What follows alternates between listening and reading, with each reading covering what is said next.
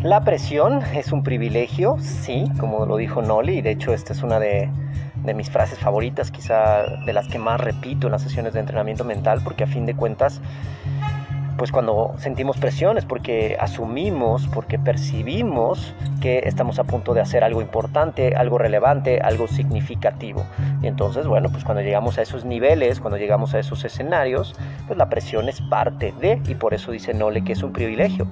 Y sí, es un privilegio, pero si algo debemos aprender de lo sucedido con Simone Biles en Juegos Olímpicos y lo que ha venido sucediendo con otros atletas, no olvidemos a Naomi Osaka, no olvidemos que el propio Michael Phelps hablaba de pensamientos suicidas al respecto de la presión. Si algo tenemos que aprender, sobre todo en el deporte hoy día, hoy que estos atletas se han convertido, gracias a las tecnologías de la información, se han convertido en estrellas globales y a través de las redes sociales, bueno, reciben toda clase de mensajes, toda clase de estímulos constantemente que lo vuelve mucho más difícil gestionar la presión hoy como atleta de lo que era antes, ¿no? Hace unos 20, 30 años, pues evidentemente un atleta olímpico no podía recibir mensajes que venían alrededor de todo el mundo, desde Australia, desde China, desde Argentina, desde Sudáfrica, desde cualquier punta del planeta. Hoy día Simone Biles, Usain Bolt, Novak Djokovic, Michael Phelps o cualquier atleta, ¿no? Digo, algunos que mencioné ya retirados, pero reciben todos estos estímulos y entonces es mucho más difícil gestionar esta presión. Entonces sí, la presión es un privilegio, pero insisto, si algo debemos aprender de lo sucedido es que cuando esta presión no se acompaña de las herramientas adecuadas, puede hacer que los individuos, que a fin de cuentas superatletas, pero a fin de cuentas humanos, pues sean muy endebles, que su equilibrio mental y emocional esté en riesgo, que su salud mental esté en riesgo tal cual como se ha mencionado. Y ojo, porque muchas veces esto no lo vemos porque incluso a veces la psicología deportiva o la parte del entrenamiento mental se enfoca demasiado en el desempeño e incluso estos grandes atletas son capaces de hacer las cosas muy bien en el terreno deportivo a pesar de que internamente puede haber una batalla muy fuerte. Entonces en ese caso, bueno, pues los que nos dedicamos a esto creo que es también un llamado y creo que debe estar ahí definitivamente a cómo el entrenamiento mental, la psicología deportiva, el coaching, cualquiera de estas herramientas que acompaña y apoya a muchos atletas, no solamente debe ser ya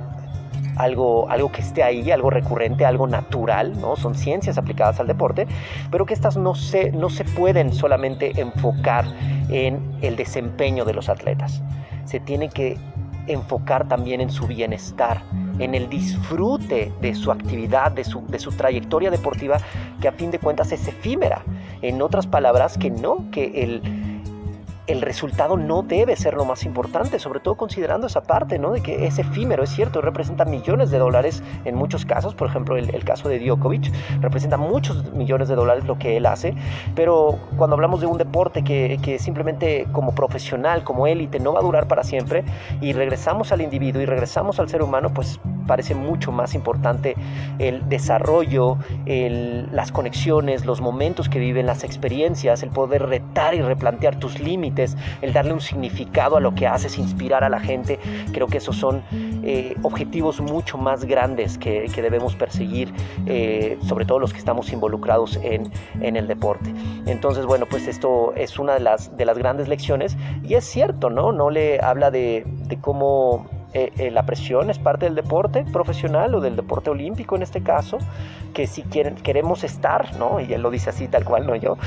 si queremos estar en lo más alto tenemos que aprender a lidiar, a vivir con esto. Pero en ese caso recordemos que Djokovic nos cuenta en su propio libro, en Serve to Win, nos platica de que él tiene el hábito de meditar, y a fin de cuentas la meditación es una práctica que ha demostrado su valía en el laboratorio científicamente, que ayuda a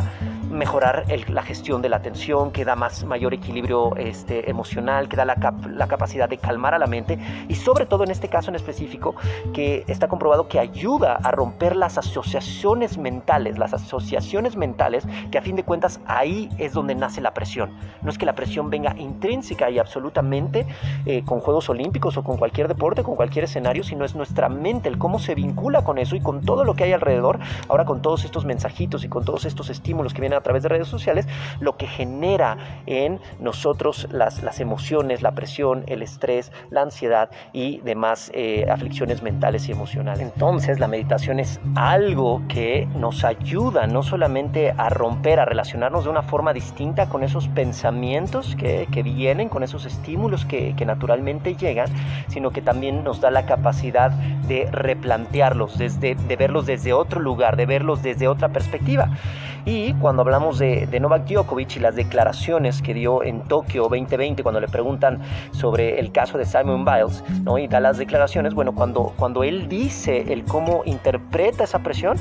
precisamente nos está demostrando que está entrenado, que esa meditación ha cumplido en muchos aspectos su objetivo, ¿no? Porque él dice, no es que yo no vea, que no sienta, que no escuche esa presión, todos esos mensajes mediáticos que están ahí alrededor de mí y de las expectativas que haya para que yo gane la medalla de oro. Pero con el tiempo he desarrollado el mecanismo, estoy citando lo más literal que puedo, el mecanismo no solamente para saber que están ahí, pero no tener que engancharme, no tener que prestarles toda mi atención, sino incluso para percibirlas como algo positivo, saber que están ahí porque estoy haciendo algo importante y verlas como un reto. Entonces, evidentemente,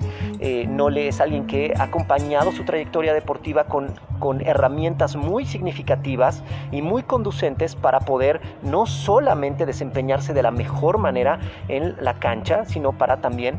tener un bienestar alrededor de lo mismo, poder disfrutar, estar lo más ecuánime y lo más balanceado posible. Eso lo tenemos que tener en consideración. Ahora, desconozco tal cual si Simone Biles medita o no, pero sí quiero terminar diciendo que aunque Simone Biles meditara, no está exenta, por supuesto, a sufrir lo que le está pasando. O sea, no es que va a ser invulnerable por el hecho de meditar. Cualquiera, por muchos años que llevemos de meditación, estamos expuestos a este tipo de cosas. El hacernos los mejores amigos de nuestra mente es una empresa de muchos años. Pero creo que sí podría, ¿no? Si tuviera un poquito más de herramientas, podría gestionarlo desde otro lugar. No que no va a estar la incomodidad, como lo dice Nole, y no necesariamente que lo veas como algo positivo, pero quizá desde otro lugar, con un poquito más de recursos, te sientes un poco más empoderado cuando vienen estas emociones difíciles. Y no estoy hablando de la presión, porque evidentemente yo nunca he sentido la presión a ese nivel, pero hablar de otras emociones difíciles, cuando tienes herramientas, pues no es que no sea difícil, es muy complicado, es muy complejo el mundo emocional, pero al menos sabes por dónde empezar, sabes de alguna forma lo que tienes que hacer, y eso puede marcar muchísimo la diferencia. Finalmente también, o sea, más allá de esto, hay que considerar la diferencia de deportes. Cuando Simone Biles habla de esto, recordemos que en la gimnasia sí hay un riesgo latente, o sea, tu integridad física está en riesgo. Sí hay miedo real. En muchísimos otros deportes, como el tenis, no existe el miedo real porque no te puede pasar nada. A lo mejor te dan un bolazo ahí en el dobles, ¿sí? O cualquier cosa. Pero en muchísimos deportes no hay miedo real, no hay ninguna amenaza real. En la gimnasia, en los clavados, son deportes, o en los deportes extremos, por supuesto, y muchos otros, sí está latente ese miedo de lastimarte. Entonces, esto hace, imagínense, el escenario, también lo dijo Simone Biles, el escenario en donde eres la figura de los juegos, hay muchísimas expectativas alrededor de ti, todo, ¿no? Toda la atención mediática, las mismas historias que tú te cuentas, y adicionalmente, cuando ejecutas, tienes esa sensación, esa desconfianza, esa pequeña idea de que te puedes lastimar, de que te puedes dar el golpe de tu vida. Entonces, evidentemente, se ha juntado muchísimos factores que hacen que Simone Biles esté en esta circunstancia que más que, insisto, yo creo que nadie puede y nadie debería juzgarla, y que más allá de cualquier otra cosa nos debe enseñar la importancia de empezar a acompañar a los atletas, de verdaderamente apoyarlos con estas herramientas, pero insisto, que no vayan solamente al desempeño, sino que también vayan al al bienestar. Entonces aquí una pequeña reflexión o una nueva reflexión sobre lo que está sucediendo en Juegos Olímpicos a raíz de todo este tema de la salud mental.